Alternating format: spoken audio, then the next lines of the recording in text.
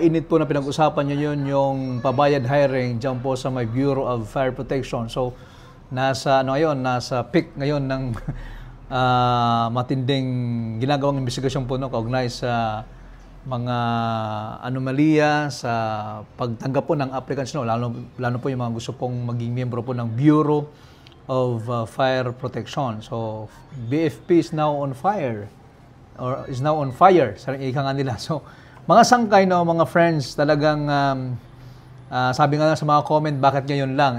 Matagal na pong ganun yung kalakalan. In fact, meron tayong nag-viral na post po natin, dito siyempre sa page po natin, kung saan more than 500,000 na po ito. At yun na po, nagsagawa po ng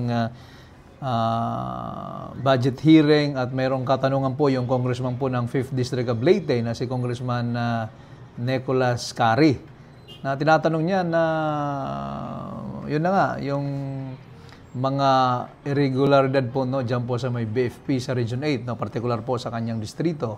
At ganun din, lately lang, bagong-bago lang, itong si Congressman Nico Daza po ng Northern Samar, tinatanong din po niya, tinikisyon po na kung bakit may maganyan pa rin pong issue po, kung saan yung aplikante po, pag maging miyembro ko po ng BFP ay hindi ka magiging regular, hindi ka matatanggap kung walang 300,000 po na bigay, para sa mga nakakataas daw na opisyal. So, para sa kanya, talagang nakaka-disappoint yun, yung mga kaibigan. At syempre, yung mga netizen po, yung taong bayan, sobrang galit po dyan dahil yan daw po talaga ay matagal ng kalakalan.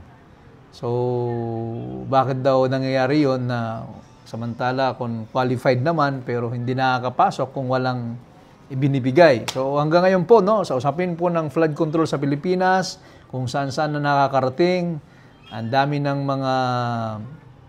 mga ganap po, In fact, may mga naka-schedule na pong rally.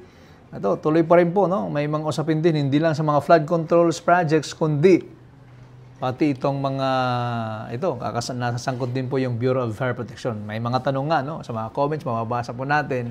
Kailan na susunod yung PNP? Nangyayari daw kasi din yan sa PNP. In fact, pati nga yung AFP, nababanggit. Pero sa ngayon, wala pa naman ganun. Mga ano lang yan, mga, comment po ng mga dyan sa, itong mga nagaganap, Tapos mayroon pang, sana daw, susunod na yung DepEd. Kasi basta may mga nabanggit sila na pag nag-apply ka daw, pag sinabing bumalik ka ng 1 o'clock, ibig sabihin daw yun 100,000. My goodness. Well, yun lang yung mga comments po at mga narinig din po natin, pero sana hindi po sana hindi yan nangyayari sa ating lipunan dahil talagang kawawa naman yung mga aplikante na deserving pero hindi natatanggap dahil po sa katiwalian, Yun lang po, God bless Philippines. Sana matapos na itong hinaharap po ng ating bansa na sobrang tindi na po talaga ng mga ganap, Yun lang po at yan po ating mga pananaw at siyempre binabalita po natin yung mga kaganapan sa ngayon. Maraming salamat po sa inyong panonood at pakikinig po. Bye!